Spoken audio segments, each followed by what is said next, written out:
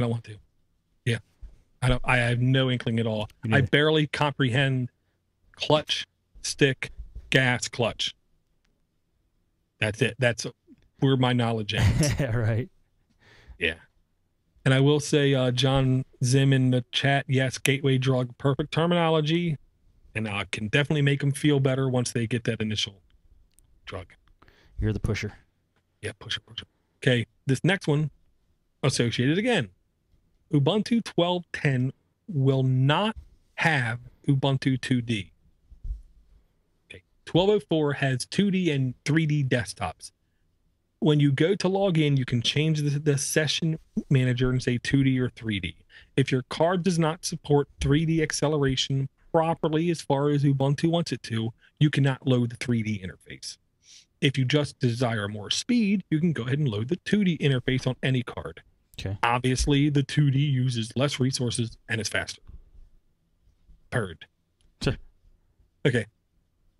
The best way I can explain this, and I don't know if it's a good thing or not for Linux, and I don't know if it's a good thing or not for Canonical. Their logic is we get rid of the 2D interface altogether. Garbage, gone. We focus on making the 3D interface always be 3D, even when your video card is not supported, by offloading that process via software to your CPU. Sure. Which tells me it's going to be really slow if it's not a modern computer. Right. Now, I will say most business class computers do not have 3D graphics. They're going to need this. Okay. They're going to need something instead of 3D. So, and they're, you know, it doesn't seem smart. If Canonical was a hardware company, it would make sense if they wanted to sell machines, but to kind of like push away the dated computer market is not smart for just running an OS. I don't think. I'll say here are the only smart aspects of it I can think. Okay. Now Canonical can take the developers off the 2D and focus on the 3D. Okay. So they're more focused. They should be able to make changes faster. They should be able to make updates faster. They should be able to make that experience better. And when you say 3D, just what the graphics are like, shinier, clearer, crisper, look 3D-ish? Okay. Right. And when you click to open a window, it might come at you for a second. Gotcha. Kind of thing. The other place it might be good is then Canonical only has one desktop to support the companies and stuff. They don't have to ask the customer, are you in 2D or 3D? You know, they don't have to. So, and that kind of thing is plus. Those are the only pluses I could pull out of that. And let me tell you something. I dug deep. I mean, I personally think it's a scarily bad thing to basically, to use a term from Jonathan, lock customers in that way. I see. So, we'll have to wait and see. We'll find out. Luck. Good luck, guys. Okay. I saw this, and this is almost in reference to a link we had 3 weeks ago, I want to say, where there was the art magazine, the open source graphic magazine. That's what it is. Okay. There's going to be a GIMP magazine launching soon. There's an article over at omgubuntu.co.uk called GIMP magazine launching soon, surprisingly enough. It's basically just called GIMP magazine because that makes sense, at least. There's only going to be, they're stuck with GIMP now. They can't change the name, so just roll with it. You know what I mean? Yeah. They are going to only have 4 issues a year, and there is a call for content providers. So if you do graphics in any way and you use the GIMP and you want to just share what you learned, share what you know, or just share your artwork kind of thing, I'm going to ask people to not hesitate to go to blog.meetthegimp.org. I think you should submit something to her. In GIMP? Yeah. Dude, they're going to think a 5-year-old did it. I can't do no art. By the way, speaking of GIMP, I listened to Penguin Producer today, Rateos, and Ryan. Sorry, Ryan. Sorry, I'm thinking Uncle Bonehead. I couldn't remember his real name. And it was they talked about GIMP. I learned some things about GIMP today. Great show you're doing over there, guys, at penguinproducer.com. I like it. Very, very cool. I will make sure that is in the notes as well. I'll say I don't know anybody who knows more about media productivity in Linux than Teo. And Ryan's just a hell of a cool guy. Yeah, he was playing guitar in the show too. It was awesome. Yeah, he loves his music. Yeah. So Penguin producer and passionate, another P word I don't know. Person. Something like that. Person. Yes, sure. Okay, the next one I want to bring up real quick, it's another GIMP related thing. Okay. One of the biggest gripes new users had to GIMP when they came from another graphics program that they knew already, like Photoshop. That they probably pirated anyway. Well, that they pirated. I know they pirated. You know they pirated. Exactly.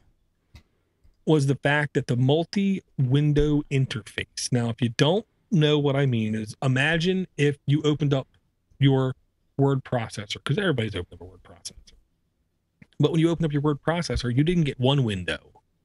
You literally got 4 windows that were totally independent of each other. Right. And in one of the windows was where you went to open a new file. And in the other window was where you went to set the page layout. And then in the other window was where you went to set the printer preferences. And then in the other window was where you went to actually edit the content. You might find yourself getting lost in the interface. Maybe. Sure. I will say now in GIMP 2.8, in a lot of distributions, when you first launch it, you're going to get the multi-window. You have to just go to the Windows menu on the top and say single user. Hit that, and then voila, like magic, you have yourself a single user instance of GIMP. And I will say, it looks great. The second I heard about it, I immediately on my work computer, because that's the only place I ever do graphics. I know I said do. The only place I do actually do graphics is at work. And it's usually super low level, like making a little 16 by 16 trash can kind of thing. You know? Yes. And I gotta say, like butter, I was able to move around the interface much easier, I believe. Yeah, it's nicer. It's more clean. Yeah. And I'm going to throw this out there. Guys over at mintcast.org, nice guys, good cast, been doing it a while. They do also do their show live, so you can listen to it live and go in the chat and talk to them while they're doing the show as well. Mintcast.org. They said something that now I believe. If you notice, Steve, this article I said for hands-on testing the GIMP 2.0 and its new single window interface with the screenshots and stuff. That's at Ars Technica. That's not at WeLoveLinux.com. That's not at, WeLovePenguins.com. That's not at DoorToDoorGeek.com. That's at ArsTechnica.com. Wow. It seems to be that Linux is slowly, continuously encroaching on normal user news areas. Now, Ars Technica is definitely not normal news, but it's more normal. It's normal tech news. Yeah, tech news. And I think it's only going to be a matter of time to where a lot of users are going to know the word Linux and feel more comfortable with, wow, look at this, man. This is pretty. Yeah. Not, oh, that's for command line. I see. No, I think it's losing that stigma big time. I see it happening, Dor. Linux is slowly but surely. I mean, from a couple years ago, it's a big difference, but it happens at such a slow rate right now that you don't really notice until you wake up and you notice. So, yeah, I definitely see it in the environment. Yeah, and I'll say that's because we can't afford Ashton Kutcher to come on TV and tell everybody how great it is. Yeah, but isn't he going out with Mila Kunis?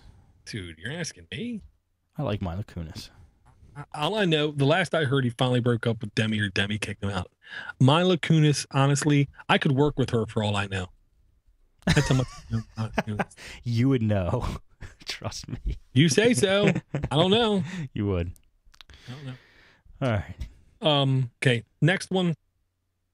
This might almost be perfect for the Raspberry Pi. Okay, super ridiculously lightweight GUI interface for email. Okay. Right now in Linux, we have the choice of going with something like the one I can't remember that works on the command line that works pretty good, but it's a command line interface. And then you have stuff like Claws and Thunderbird. Neither of them are really truly light interfaces. This one looks light. It's called Geary. Now, stipulation. This is version 0.1. Not 1.0.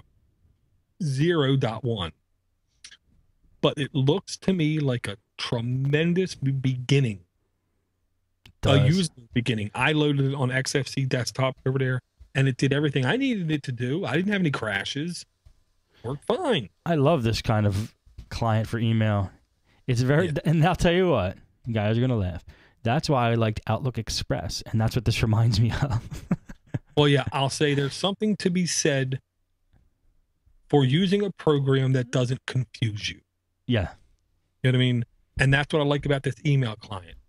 There's not extra bells. There's not extra whistles. There's not extra buttons all over the place. Open, send, receive, send, delete. You know, there's not much more than that. Because you really don't need more than that. But you just don't need it. Right. But the one thing I do need, spell checker. This does have an optional spell checker, and I tested it because I wrote an email and it looked like it picked up everything, but I wouldn't know because I can't spell good. So I have faith. I think it did good. I have faith. I have faith. Nice. I like that one.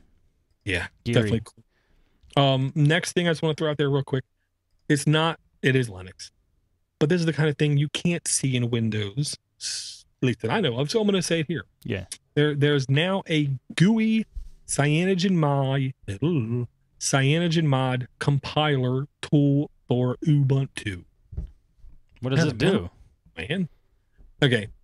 Cyanogenmod is a base version of Android for devices. If you don't like your bloatware, if you think your device is slow, if you don't like the fact that company X, Verizon, Sprint, whatever, has access to your device because they do, and you don't like the fact that you don't know everything that's going on your device, you take faith that, they're being nice, they're treating you nice, If you want power, want control, Cyanogenmod might be a way for you to do it on your Android device. It's a replacement operating system for your device, but it's the same thing without the crap. Right. Okay.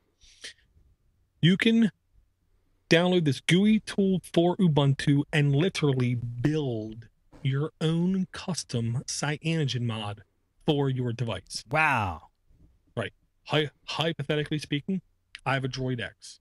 The version they have for their Droid X is gingerbread only, and I don't like how it works. I can open this tool up, I can choose my Droid X, and it might have different versions available to me that I can download. But maybe the Droid X isn't popular enough for other people to do it and for me to download. So I get this tool, I can do it myself. Wow. If I really like Froyo for some reason, or I like this custom version of ICS, if it's in there, I basically just click, here's my device. Dude. Okay. Build. That's awesome. Yes. I think it's really cool. You can also do what's called syncing with the device. This is kind of critical. Cyanogenmod has nightly builds, which everybody knows. Okay. Nightly builds literally is bug fixes, feature enhancements, things like that. Every day? Every day you can basically activate the application and say sync, which means all of the base files it uses to compile to build yours, you can update every day if you want, or you can get to a comfortable place and never hit sync again. Yeah. Right. So I implore people, if you'd like to tinker with your Android device, roll on. If Very you're cool. Timster from Tech Chat Show and it's a production device that you use for your business and you're scared to put something on it, then don't put it on. Timster needs a second device. Yeah, definitely. Lalo got a Bionic. Droid Bionic. No.